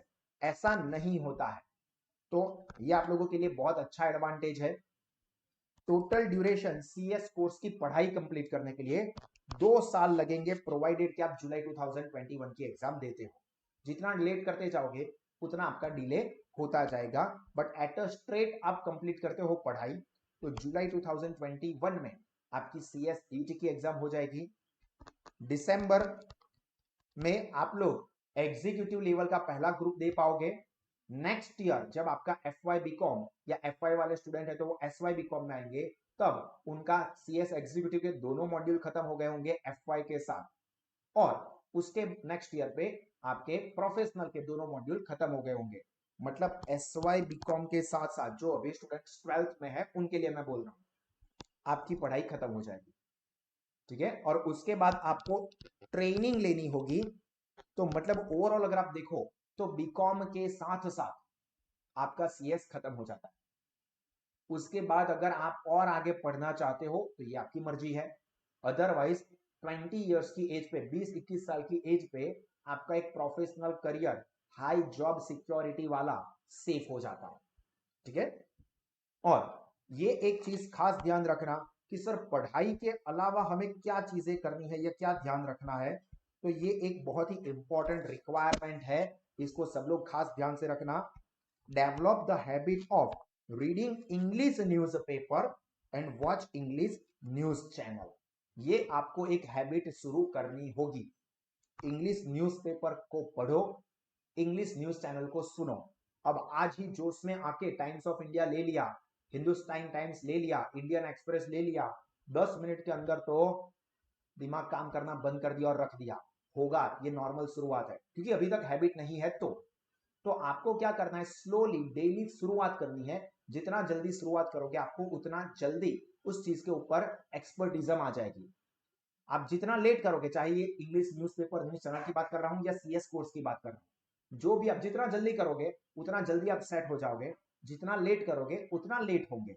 ठीक है, तो आपको क्या करना है, डेली 10 मिनट से शुरुआत करने के, एटलीस्ट न्यूज पेपर की हेडलाइंस देख लो, या मैं न्यूज चैनल में कोई प्राइम टाइम आ रहा है वो देख लो। हिंदू मुसलमान वाली डिबेट बिल्कुल भी मत देखना प्लीज, बीजेपी कांग्रेस वाली डिबेट नहीं देखनी है। उसके अलावा आप कुछ भी देखो वरना आपका पूरा दिमाग खलास कर देगा। तो इसको छोड़ के आप कुछ भी न्यूज चैनल के ऊपर न्यूज देखते रहो, बुलेटिन आता है तो वो देखो, मीन्स जिसके अंदर सिर्फ हेडलाइन बताई जाती है इंग्लिश में, उससे शुरुआत करो। फिर धीरे धीरे कोशिश करना कि कोई न्यूज की हेडलाइन आपको इंटरेस्टिंग लगती है तो आप उसको डिटेल में पढ़ो। हो सकता है कि आपको मेजर पार्ट या 50% पार्ट समझ में ना आए, कोई दिक्कत की बात नहीं है, इसीलिए तो आप लोग कर रहे हो। पर ये कम्युनिकेशन के लिए बहुत इंपॉर्टेंट चीज है, और इससे आपको जो करंट अफेयर्स वाला सब्जेक्ट का पार्ट आता है वो भी आपका हो जाएगा, क्योंकि लेटेस्ट इंफॉर्मेशन आपको माइंड में फिट होगी। तो ये एक पढ़ाई के अलावा एक्स्ट्रा चीज है, वो आपको करनी होगी। अब दूसरा क्वेश्चन ये रहेगा कि सर हमें डेली कितनी पढ़ाई करनी होगी। तो आपको अगर अच्छे से एक एवरेज स्टूडेंट की मैं बात पकड़ के चलूंगा, एवरेज स्टूडेंट मतलब जिस स्टूडेंट की कैपेसिटी 60 to 65% के अराउंड की है, उस स्टूडेंट के लिए, जिसको मैं एवरेज कहता हूं, उससे थोड़ा अबो एवरेज और ब्रिलियंट स्टूडेंट, ये एवरेज से कम है तो बिलो एवरेज या नीड वेरी हार्ड वर्क वाले लेवल पे आओगे। पर अगर इस लेवल की आपकी कैपेसिटी है तो आपको डेली 3 to 4 या 3 to 5 आपकी कैपेसिटी के हिसाब से पढ़ाई करते हो तो आप आराम से कंप्लीट कर पाओगे। तो सर मेरी कैपेसिटी सपोज ज्यादा है, मैं तो 80% वाली कैपेसिटी रखता हूं या रखती हूं, तो आपको ये काम 3 घंटे में हो जाएगा। मैं आपको जो प्लानिंग बताने वाला हूं, ये प्लानिंग मैंने इन लेवल के स्टूडेंट्स के माइंड में रखते हुए बना है एवरेज। तो अगर आपका लेवल उससे ज्यादा है तो आपको कम टाइम की जरूरत रहेगी प्रिपरेशन के लिए। अगर आपका लेवल उससे कम है तो आपको इससे ज्यादा टाइम की जरूरत रहेगी। समझ में आया मैंने क्या कहा प्रिपरेशन के लिए? अगर आपकी कैपेसिटी 60-65% रेंज वाली है तो जो मैंने आपको 3-4 घंटे बोले हैं उसके अंदर आपकी excellent preparation A to Z best level पे खत्म हो जाएगी। अगर आपकी कैपेसिटी इससे ज्यादा की है, सपोज 75-85% का लेवल है आपका, तो जो चीज मैं 3 से 5 घंटे बोल रहा हूं वो आपकी 2.5-3 घंटे में हो जाएगी आराम से। और अगर आपका लेवल उससे कम है कि सर 12 तक तो मेरी रेंज 50% की ही रही है, तो क्या मैं सीएस कर सकता हूं? बिल्कुल कर सकते हो। 2020 में, लास्ट ईयर में, पूरे इंडिया में सिर्फ हमारा इंस्टीट्यूट ऐसा है जिसका 100% रिजल्ट आया है। और उसके अंदर आप देखोगे तो 49%, 52%, 55% वाले स्टूडेंट्स ने भी एग्जाम को क्लियर किया हुआ है। बट कंडीशन क्या रहेगी कि जो मैं 3 से 4 घंटे बोल रहा हूं, तो वो लोअर लेवल वाले स्टूडेंट्स को 3 से 4 घंटे की जगह पे 4 से 5 या 6 घंटे देने पड़ेंगे। तो आपका लेवल भी राइज हो जाएगा और आप एग्जाम भी क्लियर कर दोगे। चलो, ये चीज समझ में आई? समझ में आया है तो थम्स अप, डाउट है तो हैंड रेज।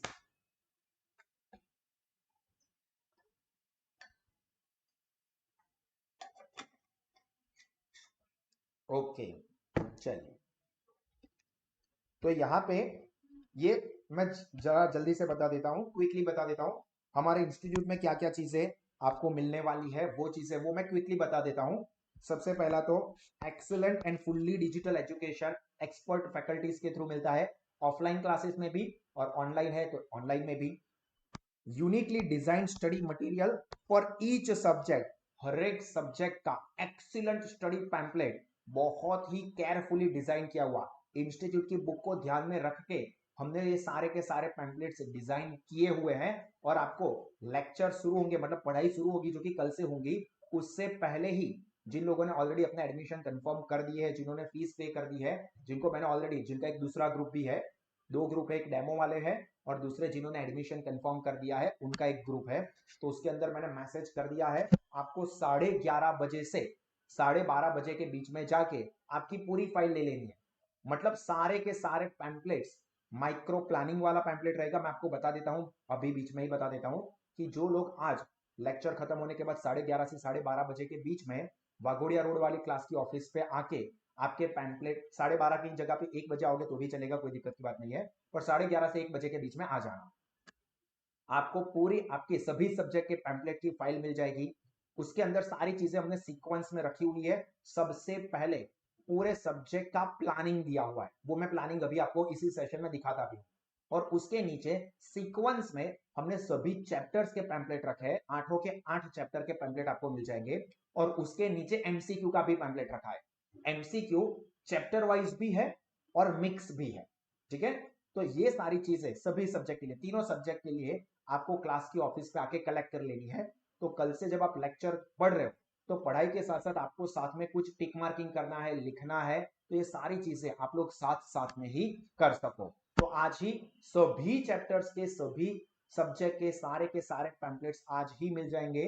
मतलब आपको फिर ऐसा नहीं होगा कि सर ये पैम्पलेट वो पैम्पलेट बाकी है, सारे के सारे पैम्पलेट एडवांस में ही मिल जाएंगे, ठीक है। तो ये चीज आपको कलेक्ट कर लेनी है। जो डेमो में है, जो कि शांति से कि सर हम लोग थोड़े दिन देखेंगे, बाद में सोचना चाहते हैं, आराम से, कोई दिक्कत की बात नहीं है। जैसे ही आप लोगों का रजिस्ट्रेशन हो जाएगा एडमिशन का, आपको भी ये सारी चीजें मिल जाएगी, आपकी भी एप्लीकेशन एक्टिव हो जाएगी।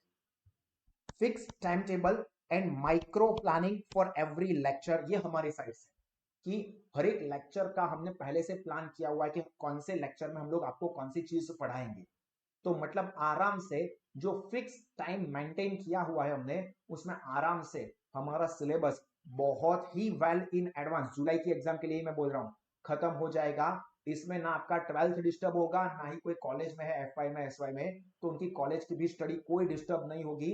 मैं सभी से सभी छोटी से छोटी चीज ध्यान में रख के प्लान करता हूं, स्टूडेंट्स को ध्यान में रख के प्लान करता हूं, ना कि मुझे ध्यान में रख के, ठीक है। तो ये बिल्कुल भी टेंशन नहीं लेना कि सर 12th का क्या, वो मैं आपको बताता हूं लास्ट में। तो ये सिलेबस हमारे प्लानिंग के हिसाब से चलेगा तो बहुत ही अच्छे से एडवांस में सिलेबस खत्म हो जाएगा। उसके फुल रिवीजन सेशंस लाइव में भी रहेंगे, एप्लीकेशन के ऊपर भी मिलेंगे। रेगुलर टेस्ट और प्री एग्जाम मॉक टेस्ट, मतलब कि हमारी एप्लीकेशन के ऊपर ही, क्योंकि इस वक्त ऑनलाइन पढ़ाई होगी, तो आप लोगों का जो जो चैप्टर पढ़ना खत्म हो जाता है उसके एमसीक्यूज भी आपको प्रोवाइड किए हुए, बेसिक प्रोवाइड किए, एडवांस एमसीक्यू आपका कंटेंट खत्म होगा, बाद में और भी मिलेगा, ठीक है। पर अभी 90% चीजें पैम्पलेट आपको प्रोवाइड कर देंगे। 10% एडवांस एमसीक्यू वो आपके सिलेबस को खत्म होते हैं बाद में देंगे, ठीक है, क्योंकि अगर बेसिक चीजें ही नहीं करोगे और सीधा एडवांस लेवल पे चले जाओगे तो आपको ये कोर्स डिफिकल्ट लगेगा, बट स्टेप टू स्टेप जाओगे तो बहुत इजी लगेगा वो एडवांस वाले एमसीक्यूज भी। तो जैसे ही आपका कोई भी चैप्टर खत्म हो जाएगा उसके बाद आप लोग हमारी एप्लीकेशन के अंदर हर एक सब्जेक्ट के हर एक चैप्टर में क्विज पोर्टल है, आप देखोगे कि पीडीएफ मतलब पैम्पलेट्स उसमें मिलेंगे, आपके लिए जो मोस्ट इंपॉर्टेंट है वो वीडियो सेशंस वहां पे मिलेंगे, फिर ऑडियो सेशंस है और बाद में लिखा है क्विज, तो वो क्विज पे जाके क्लिक करना है और वहां पे स्टार्ट पे क्लिक करोगे तो आपका टेस्ट शुरू हो जाएगा, जिसमें आप स्पॉट पे आपको अलग अलग क्वेश्चन आएंगे, आप एक ही चैप्टर का 4 बार टेस्ट दोगे तो चारों बार आपको क्वेश्चन अलग अलग आएंगे, अलग अलग सीक्वेंस में आएंगे, आप 2 फ्रेंड साथ में सेम सब्जेक्ट का पेपर देने के लिए भी बैठोगे तो भी आपको अलग अलग क्वेश्चंस देखने को मिलेंगे, तो उससे आपकी टेस्ट प्रैक्टिस अच्छी खासी हो जाएगी। और प्री एग्जाम जो इंस्टीट्यूट जिस तरह से कंडक्ट करता है बिल्कुल उसी तरह की प्री एग्जाम हम लोग कंडक्ट करेंगे, सेम वही फैसिलिटी के साथ। ऑनलाइन एग्जाम जो ली जाती है हमने हमारी सिस्टम ऑलरेडी बना के रखी है, ठीक है, अगर बोर्ड में भी, जो कि पॉसिबल नहीं है, पर अगर ऑनलाइन एग्जाम वो कंडक्ट करते जिन्होंने कभी अभी भी कोई पोर्टल नहीं बनाया है, हमारा पोर्टल ऑलरेडी डेवलप हो चुका है, तो इंस्टीट्यूट की जिस तरह से एग्जाम होती है सेम वही एक्सपीरियंस आपको हमारे क्लास के मॉक टेस्ट में एग्जाम से पहले मिलेगा, ताकि आप फुल कॉन्फिडेंट हो जाओ, ऐसा ना होगी कि क्या होगा कैसे होगा, पहली बार ऑनलाइन एग्जाम देंगे दिक्कत नहीं हो जाएगी, कोई बात नहीं है, हम लोग यहाँ पे आपको अच्छे खासे ट्रेन करके ही भेजेंगे कि आप बिंदास लेवल पे एग्जाम दे सको। फिर डाउट सॉल्विंग सेशंस रहेंगे, full guidance for F Y BCom studies, मतलब जो ऑब्वियसली के सीएस कर रहे हो तो उसके साथ साथ आपकी बीकॉम की स्टडी का भी पूरा गाइडेंस दिया जाएगा, ऐसा नहीं कि हम आप तो सिर्फ हमारे यहाँ पे सीएस कर रहे हो, हम लोग सिर्फ प्योरली सीएस इंस्टीट्यूट ही है, ऐसा नहीं है, सीएस के साथ साथ आपकी बीकॉम की स्टडी की भी रिस्पॉन्सिबिलिटी हमारी रहेगी, तो आपको उसका भी कोई टेंशन लोड नहीं रहेगा। सास स्मार्ट स्टडीज एप्लीकेशन का एक्सेस आपको मिलेगा, जहां पे आप कहीं से भी कभी भी एक्सीलेंट प्रिपरेशन, रिवीजन कुछ भी कर सकते हो, टेस्ट दे सकते हो, एमसीक्यू की प्रैक्टिस कर सकते हो, ये सारी चीजें आप कहीं से भी प्रिपेयर कर सकते हो।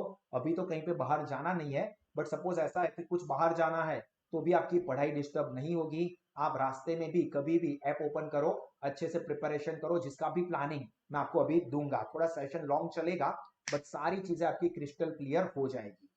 और स्टूडेंट वाइज पर्सनल प्लानिंग होता है, जिन लोगों ने एडमिशन कंफर्म कर दिया उनका पर्सनल प्लानिंग का वर्क रेडी हो गया है, तो उसके बारे में भी आपको गाइड किया जाएगा। सभी स्टूडेंट की पर्सनल प्लानिंग की बुक कंपलसरी बनानी होगी, जिसमें आप डेली क्या वर्क करते हो वो आपको हमें अपडेट करना होगा, ठीक है, आपको डेली उसकी इंफॉर्मेशन हमें भेजनी होगी कि आज के दिन में, आज सुबह से शाम में क्या आपने प्रिपरेशन की है वो आज रात को ही या कल सुबह भेज दोगे, मतलब सपोज 20 अप्रैल में आपने पूरे दिन में क्या किया है, कितनी पढ़ाई की है, कितना आराम किया है, कहीं पे घूमने गए हो, कितना सीएस का पढ़ा, कितना 12th का पढ़ा, जो कुछ भी है, कितना खेलने गए वगैरह वगैरह, कुछ भी पूरे दिन का शेड्यूल आपको रात पे वो लिख देना है अपनी बुक में, और उसी दिन रात को या नेक्स्ट डे पे हमें भेजना है, उसकी इंफॉर्मेशन हम आपको आगे प्रोवाइड करेंगे, ठीक है। तो ये student wise personal planning, personal observation सभी बच्चे के ऊपर रहेगा, तो कोई भी स्टूडेंट फेल हो जाए ऐसी कोई पॉसिबिलिटी ही नहीं आएगी। और पढ़ाई के 3 अलग अलग ऑप्शन है, ये भी जरा जान लो। पहला होता है फिजिकल क्लासरूम स्टडी प्रोग्राम, जिसमें आप लोग हमारे क्लासरूम में आके हमारी फैकल्टीज के साथ पढ़ाई कर पाओगे, जिसकी फीस सबसे ज्यादा होती है, बट इस बार ये पॉसिबल है ही नहीं बिकॉज ऑफ द लॉकडाउन, तो ये ऑप्शन हमने रखा ही नहीं है। बहुत सारी जगह पे ऐसा भी है कि पढ़ाएंगे ऑनलाइन बट फीस जो है वो ऑफलाइन वाली ही चार्ज करते हैं, मुझे 2-3 ऐसे नाम ध्यान पे आया है, तो हम लोग ऐसा नहीं करने वाले, पर्पस पैसा ले लेना नहीं है, पैसा क्वालिटी एजुकेशन देके आपको आगे ले जाना है, तो ये ऐसा नहीं होगा कि हम लोग पढ़ाएंगे ऑनलाइन और इसकी फीस ले लेंगे। यहाँ पे आपको ई क्लासेस जो है, वर्चुअल लाइव इंटरएक्टिव सेशन, जो कि आप अभी एक्सपीरियंस कर रहे हो, बिल्कुल ऐसे ही सारे सेशंस मिलेंगे सभी सब्जेक्ट्स में, ठीक है, सभी सब्जेक्ट में इसी तरह के सेशंस रहेंगे, तो उसकी फीस आपको एप्लीकेबल होगी। और तीसरा ऑप्शन है साहस स्मार्ट स्टडीज ऐप के थ्रू पढ़ाई करना, जिसकी फीस सबसे कम है, ठीक है। और अगर पहले या दूसरे ऑप्शन में कोई भी स्टूडेंट जाता है तो उसको एप्लीकेशन का एक्सेस फ्री में ही मिलेगा। तो मतलब ई क्लासेस की फीस पे कर रहे हो तो आपको एप्लीकेशन का चार्ज सेपरेट पे नहीं करना है, वो उसी के अंदर आ जाता है। लाइव का एडवांटेज ये है कि आपके कोई भी कंफ्यूजन है, क्वेरीज है, तो वो आप लाइव में हमसे पूछ सकते हो, डाउट सॉल्व करवा सकते हो, ज्यादा एग्जाम्पल होंगे, ज्यादा डिस्कशन होगा, ये सारी चीजें लाइव में हो पाएगी। एप्लीकेशन पे भी आपको सारी पढ़ाई मिल जाएगी, बट ज्यादा जो केस लॉ होते हैं, एग्जाम्पल्स देना, आपके साथ कम्युनिकेशन करेंगे। अभी तो मैं सिर्फ इंफॉर्मेशन दे रहा हूं, पर कल से पढ़ाई होगी तो पढ़ाई में टू वे चलेगा, मतलब आप लोगों का भी इन्वॉल्वमेंट रहेगा। तो उसके अंदर हम लोग ज्यादा क्वेश्चन, ज्यादा सिचुएशन वगैरह सब डिस्कस करेंगे, जिससे आपको और अच्छे से कॉन्सेप्चुअली चीजें क्लियर हो जाए। तो ई क्लास का ये एडवांटेज है। बाकी पढ़ाई आप एप्लीकेशन से भी बेहतरीन लेवल की कर सकते हो, उसमें भी आप फेल नहीं होंगे, गारंटेड। ठीक है, एप्लीकेशन के थ्रू भी पढ़ाई करने में आप फेल नहीं होंगे, बट अगर आपको आपके फंडामेंटल स्ट्रॉन्ग करना है, ज्यादा कम्युनिकेशन करना है, ज्यादा केसेस स्टडी करने हैं, तो वो क्या होंगे, सिचुएशन टू सिचुएशन, आप क्या क्वेश्चन करोगे, उसके ऊपर से क्या इंफॉर्मेशन निकलेगी, वो सब लाइव में चलेगा। तो उसका आपको एडवांटेज मिल सकता है। इसलिए आप ई क्लासेस ज्वाइन करते हो तो आपके लिए बेहतरीन है। अगर फाइनेंशियल प्रॉब्लम है, फीस हमने तीनों में सबसे कम रखी है। ठीक है, तीनों में जो भी क्वालिटी ऑफ एजुकेशन है उसके सामने हमारी फीस पूरे इंडिया लेवल पे सबसे कम रखी है, उसके सामने जो हमारे फीचर्स है उसके प्रपोर्शन में। फिर ऐसा है कि सर यहाँ पर तो 10,000 में भी करवा देंगे, बट उसके सामने फैसिलिटीज वो सब भी देखना होता है।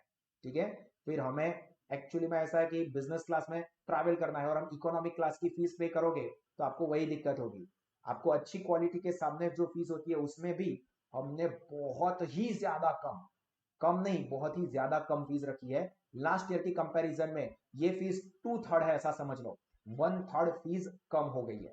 तो ये आपको एडवांटेज रहेगा। अब इसमें आपको कोई कंफ्यूजन है तो मुझे आप बताओ, बोर हो गए हो तो भी मुझे बता दो, तो हम लोग आगे ना कंटिन्यू करें। अदरवाइज और 20 मिनट जितना सेशन चलेगा, जिसमें हमारा प्लानिंग है कि कैसे 50 दिन के अंदर स्टडी कंप्लीट हो सकती है, वो डिस्कस करना है। चलिए, मैं अभी आपको अनम्यूट करने की परमिशन देता हूं। आपको कुछ भी कहना है कि समझ में भी आ गया है तो अनम्यूट करके बता दो, तो मुझे पता चले कि आप लोग सो रहे हो, नहीं जाग रहे हो। अनम्यूट करके बताओ।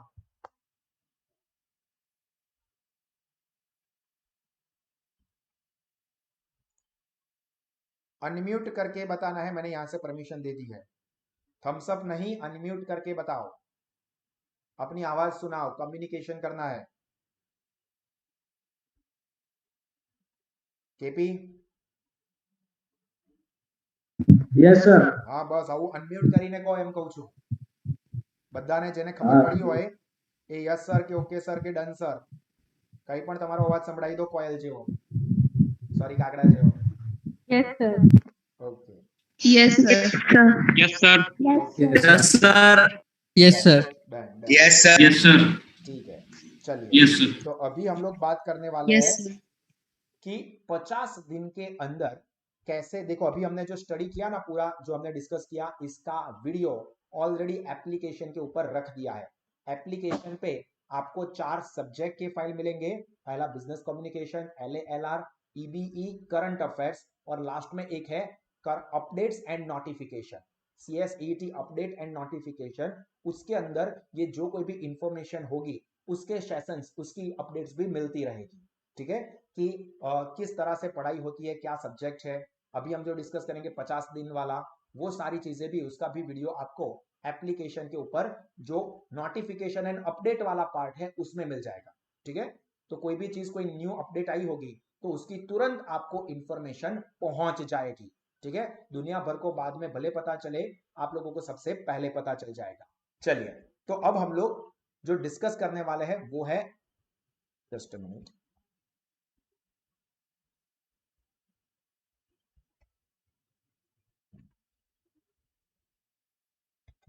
तो दोस्तों अब हम लोग डिस्कस करने वाले हैं हमारा second part of this session, how to prepare for CSET in 50 days. 50 दिन के अंदर आराम से 3 to 4 आवर्स आप क्वालिटी एजुकेशन देते हो तो आराम से कंपनी सेक्रेटरी का कोर्स कंप्लीट कर सकते हो। ये मैंने 3 to 5 आवर्स कहे, वो स्टूडेंट की कैपेसिटी, इंटरेस्ट और लेवल के हिसाब से, ठीक है। सिर्फ नंबर्स नहीं बढ़ाने हैं सर, मैं 7-8 घंटे पढ़ रहा हूं पर सिर्फ दिखाने के लिए, ऐसा नहीं।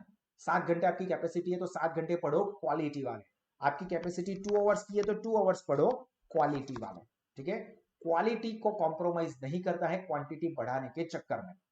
अब इसके लिए हमने बेहतरीन लेवल का प्लानिंग बनाया हुआ है जिसको आपको फॉलो करना है। साथ में जो स्टडी टिप्स और सीक्वेंस हमने दी है वो आपको प्रोवाइड करने हैं।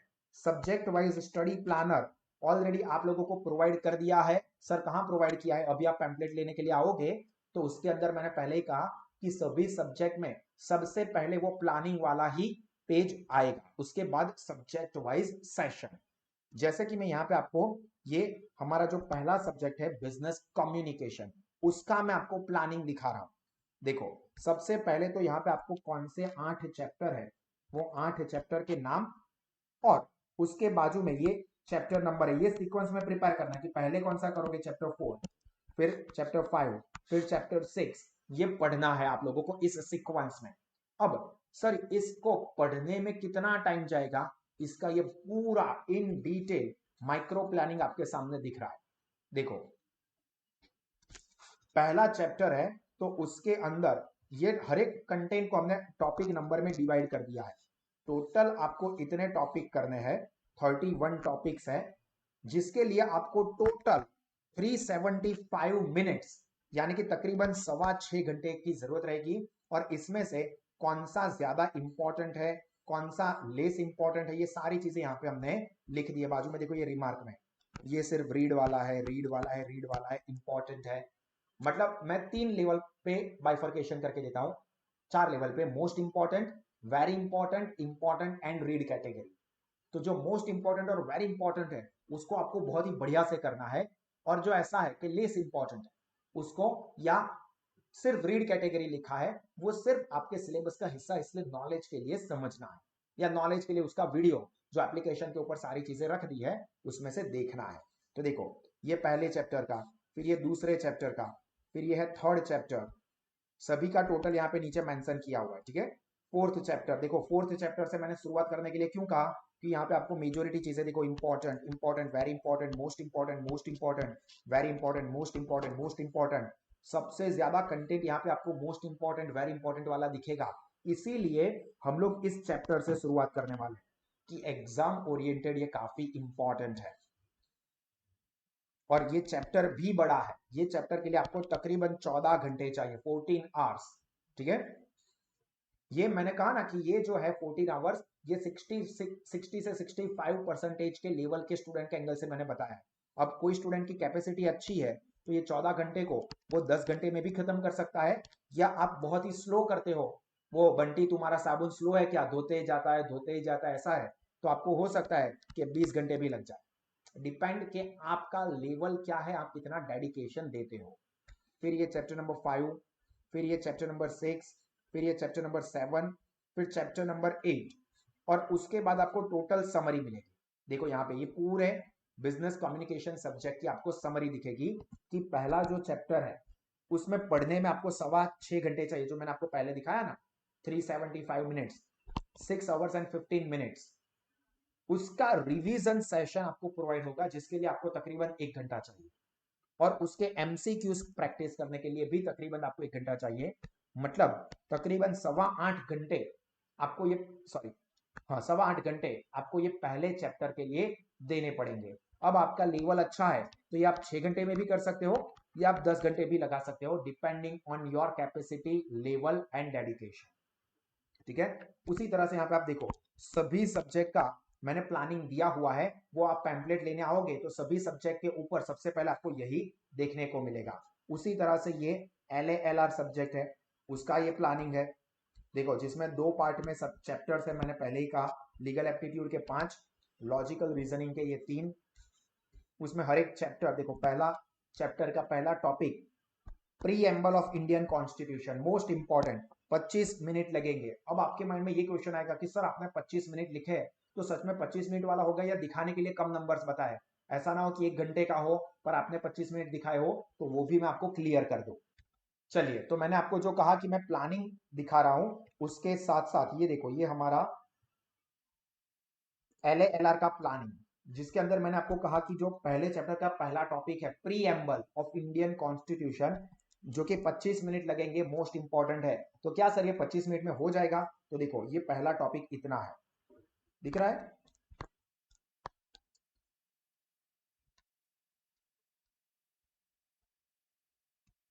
ये हमारा पहला टॉपिक इतना है। तो इतना पार्ट देख लो आप। क्या आपको लगता है कि सर 25 मिनट के अंदर हम आराम से कर सकते हैं, या इतना पार्ट करने के लिए मुझे तो 1.5-2 घंटे चाहिए? अगर आपको लगता है कि सर हाँ सर इतनी चीज तो 25 मिनट में आराम से हो सकती है, या शायद उससे कम टाइम लग जाए, तो थम्स अप कर दो। अगर किसी को कोई जेन्युइन डाउट है तो हैंड रेज करो।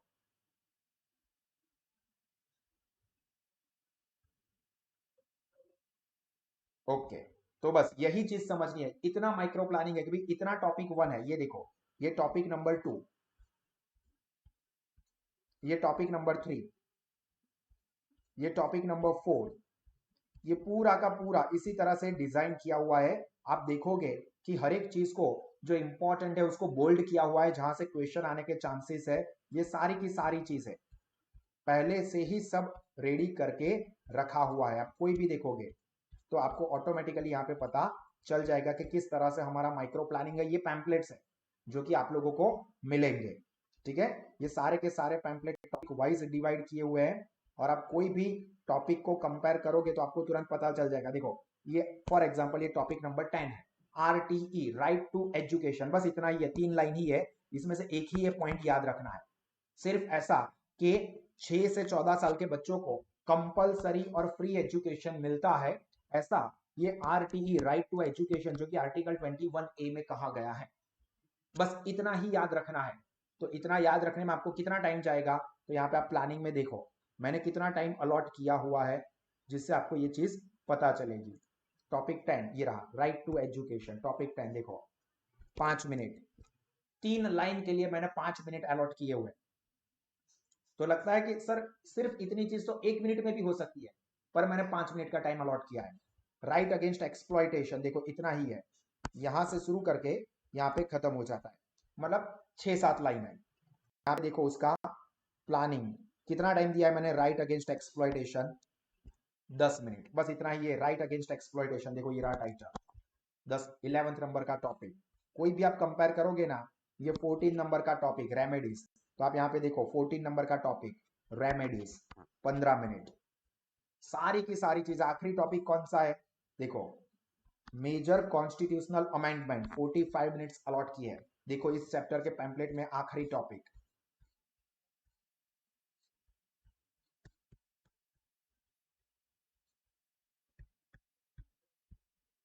ये आखिरी टॉपिक हमारा major constitutional amendment, topic number 32। और यहाँ पे प्लानिंग में भी देखो टॉपिक नंबर 32 है, मेजर कॉन्स्टिट्यूशनल अमेंडमेंट। और यहाँ पे ये पैम्पलेट में भी देखो 32, मेजर कॉन्स्टिट्यूशनल अमेंडमेंट, ठीक है? इतना पार्ट करना है, 1.5 पेज है, जिसके लिए 45 मिनट्स अलॉट किए हैं। अब सर 45 मिनट्स में कैसे हो सकता है? तो यहाँ पे दोस्तों आप लोगों को वो रट्टाबाजी करके लिखना नहीं है, ध्यान रखना। प्रिपरेशन करते हो तो सर मैंने पूरा याद कर दिया, आप 2 बार लिख दूं? 11th 12th में जिस तरह से क्वेश्चन आंसर आप लिखते थे वैसा नहीं करना है। यहाँ पे आपको इंपॉर्टेंट पॉइंट्स जो है उसको अच्छे से रिवाइज करना है, या उसकी नोट्स बनानी है, ठीक है?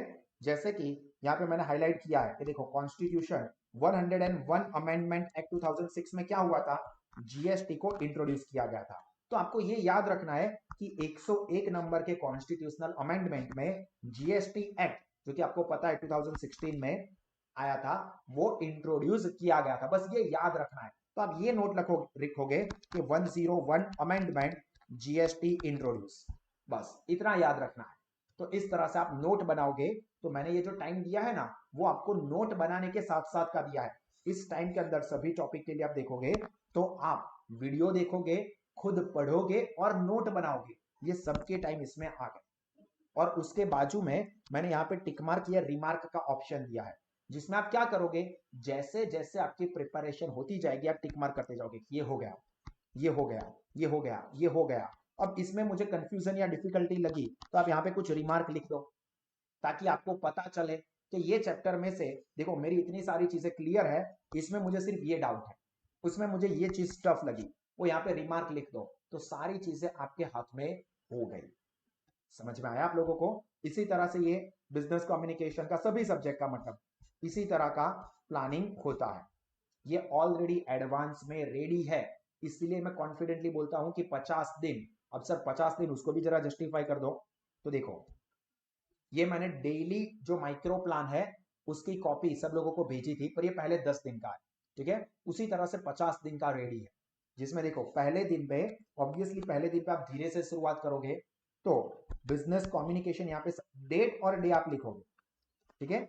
अगर आज आप लोग करते हो तो यहाँ पे आप लिखोगे 20 अप्रैल 2021 और आज है ट्यूसडे, तो ट्यूसडे या मंडे जो भी है वो लिख दोगे, वो आपको लिखना है, क्योंकि कोई बच्चा कल से करता है, कोई बच्चा थर्सडे से करता है, पर करोगे ये तो कंफर्म है। डे सीरियल नंबर में देखो पहला दिन, तो उसमें बिजनेस कम्युनिकेशन के चौथे चैप्टर से शुरुआत करनी है और टॉपिक 1 2 3 ये आपको प्रिपेयर करना है।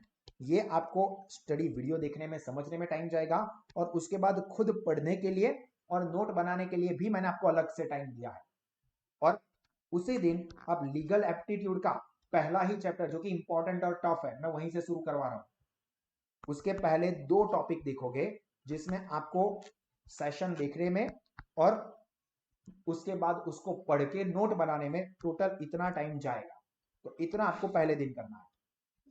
अगर आपकी कैपेसिटी अच्छी और आप आगे आगे करना चाहते हो कोई दिक्कत की बात नहीं है, सारे पावर्स आपको पहले ही मिल जाएंगे, पर एक एवरेज स्टूडेंट के एंगल से। दूसरे दिन में हम डेली 3-3 सब्जेक्ट की प्रिपरेशन करेंगे, तीनों सब्जेक्ट डेली प्रिपरेशन करेंगे, बिजनेस कम्युनिकेशन, एलए और ये ईबीई। इतना टॉपिक बिजनेस कम्युनिकेशन में, इतना एलए में और इतना ईबीई में करना है। टोटल आपको इतना टाइम जाएगा। यहाँ पे आपको कुछ भी नोट वगैरह लिखनी है तो जगह दे दी है। उसी तरह से यहाँ पे ये पहले 10 दिन का प्लानिंग मैंने दिया हुआ है, ठीक है? जैसे जैसे आप आगे बढ़ते जाओगे तो होगा ऐसा कि सिर्फ 25 दिन के अंदर आप ऐसा बताओ कि सर हमारा 75% जितना सिलेबस खत्म हो गया। इस तरह का हमारा पूरा प्लानिंग है, ठीक है? तो ये सारी की सारी चीजें हमने अच्छे से रेडी करके रखी है, वेल इन एडवांस। अब आपका रोल वहां पे रहेगा जब आप अपना पार्टिसिपेशन प्रॉपरली दोगे। अगर आप लोग ये सारी चीजें देने के बाद भी खुद पढ़ाई करने के लिए नहीं बैठते हो सिर्फ और सिर्फ, तो ही आपका रिजल्ट डिस्टर्ब होगा। तो वो स्टूडेंट अब बिल्कुल भी सीएस के बारे में ना सोचे, और वो स्टूडेंट जरूर से सीएस के बारे में सोचे जो लोगों को ऐसा लगता है, पहले तो सेल्फ डाउट है कि सर मैं कर सकता हूं या नहीं कर सकता, या मैं कर सकती हूं या नहीं कर सकती हूं। सारी चीजें मैंने आपको बता दी। सर 12th की एग्जाम का अनसर्टन है, तो क्या मैं दोनों चीजें मैनेज कर सकता हूं या कर सकती हूं? ऐसा डाउट है तो मत करना। ये क्लियरली मैं एकदम ट्रांसपेरेंट वे पे बताता हूं, इसलिए क्योंकि उससे अगर आप मन में डाउट रख के प्रिपरेशन करोगे तो वो कभी भी आपका 100% डेडिकेशन नहीं इन्वॉल्व कर पाएगा। तो अगर आपको ये कॉन्फिडेंट है कि नहीं सर ये सारी चीजें देख के स्टडी कंटेंट मैंने समझा, क्या क्या चैप्टर्स है, प्लानिंग हमारा क्या है, टाइम कितना जाएगा, मुझे कितना इनपुट देना पड़ेगा, 2 घंटे 3 घंटे 4 घंटे, आपको आपकी कैपेसिटी के हिसाब से आइडिया आ जाएगा। तो मुझे बहुत आराम से लगता है कि मैं अभी 12th का डिसीजन अनसर्टेन है तो वो यानी कि बोर्ड और सीएसईटी दोनों को आराम से साथ में मैनेज कर सकती हूं या कर सकता हूं, तो फुल कॉन्फिडेंस के साथ लग जाए। डाउट है तो 2-3 दिन देखिए, आपके डाउट क्लियर हो जाए, फिर आप डिसाइड कीजिए, ठीक है? हमने 10 दिन के डेमो सेशंस रखे, मुझे कोई फर्क नहीं पड़ेगा कि आप 10 दिन के बाद भी डिसाइड करते हो तो, ठीक है? बट आप 10 दिन मन में डाउट रख के चलोगे तो उतना ही आपको आपके क्रूशियल टाइम को वेस्ट कर रहे हो। जिन लोगों ने कंफर्म कर दिया उनका क्या है, कुछ भी हो जाए मुझे करना ही है, फिक्स है।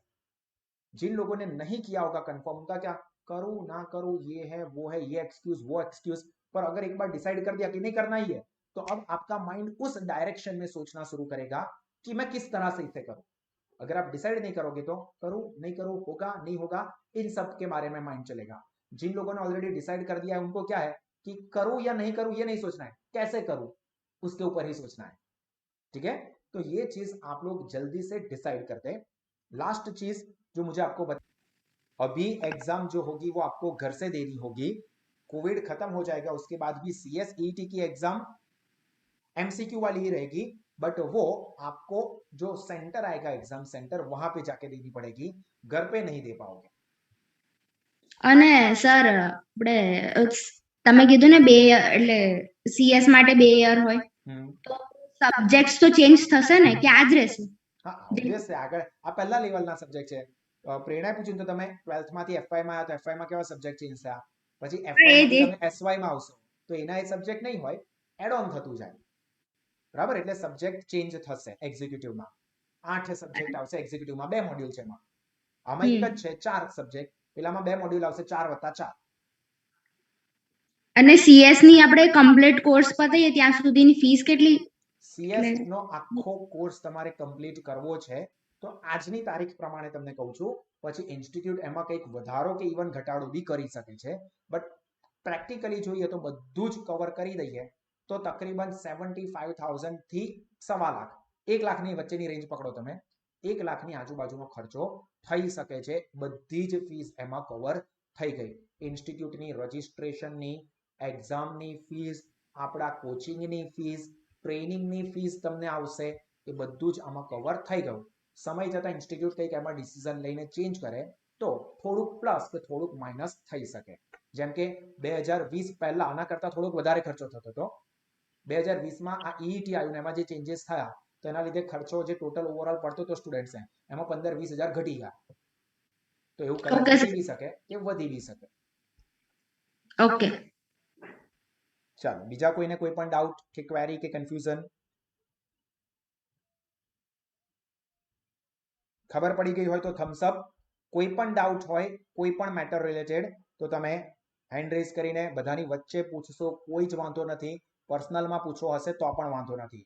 જે લોકોએ એડમિશન લઈ લીધા છે, કન્ફર્મ થઈ ગયું છે, એ લોકો હવે 11:30 થી 1 વાગ્યાની વચ્ચે ક્લાસ પર આવીને આખી પોતાની ફાઇલ કલેક્ટ કરી લે. જે લોકોનું ડિસિઝન લેવાનું બાકી છે એ હું સજેસ્ટ કરીશ કે તમે 10 દિવસના ડેમો સેશન છે, તમને જેટલું જલ્દી ડિસિઝન લઈ શકશો એટલું જલ્દી તમને એડવાન્ટેજ રહેશે. જેમણે એડમિશન લઈ લીધા છે એ લોકોની એપ્લિકેશન પણ એક્ટિવ થઈ ગઈ છે. ધ્યાનથી સાંભળીને હું તમને પ્રિપેરેશન માટેનું બી કહી દઉં કે અત્યારે એવી રીતે ચાલશે કે જે ટોપિક હું લાઈવમાં ભણાવીશ અને એપ્લિકેશનથી ભણવાના પ્લાનિંગમાં પણ એક ચેપ્ટર આવશે પહેલા 1 વીક માટે. પછી એવું થશે કે હું તમને ચેપ્ટર અલગ કરાવીશ અને એપ્લિકેશન થ્રુ સ્ટડીના પ્લાનિંગમાં ચેપ્ટર અલગ હશે. એટલે તમારી એક સાથે એક્સ્ટ્રા પ્રિપેરેશન થતી જશે. એટલે આ ડેમો સેશન વાળો ટાઈમ પીરિયડ પૂરો થશે પછી એવું થશે કે તમારી પ્રિપેરેશન ઓર ફાસ્ટ થઈ જશે. તમારે એક્સ્ટ્રા ટાઈમ નહીં આપવો પડે, પણ મારું પ્લાનિંગ એ રીતનું આવશે કે જેમાં લગભગ 25 દિવસમાં તમારો major part of syllabus complete થઈ જશે. અને જો કદાચ એક્ઝામ કેન્સલ થાય છે, કદાચ બોર્ડની એક્ઝામની વાત કરું છું, તો તમે એવું સમજી લો કે 25 થી 30 મે મેક્સિમમ માં તમારો CS નો બધો જ સિલેબસ બેસ્ટ લેવલ પર કમ્પ્લીટ, અને એના પછી તમને 1 મહિનો એક્સ્ટ્રા મળશે, 1 મહિનો ને 10 દિવસ સુપર્બ લેવલની પ્રિપેરેશન કરવા માટે, જેનાથી તમે AIR ઓલ ઇન્ડિયા રેન્ક માટે કોમ્પીટ કરી શકો. 170 ઉપર જવાનું એમાં માર્ક્સમાં આઉટ ઓફ 200. તો આપણો ટાર્ગેટ એ રહેવાનો છે. બરાબર, એટલે જે લોકોએ જોઈન કરી લીધું છે એક જ ફોકસ કે મારે 150+ સ્કોર કરવાનો છે, એની નીચેની વાત જ નહીં. ને તમને આટલું બધું બતાવ્યું, આનાથી વિશેષ તમને એવું લાગતું હોય કે સર આનાથી વિશેષ આ પણ કંઈક પોસિબલ છે તો તમે મને સજેસ્ટ કરી શકો છો, તમે મને કહેજો, આપણે એડ ઓન કરીશું.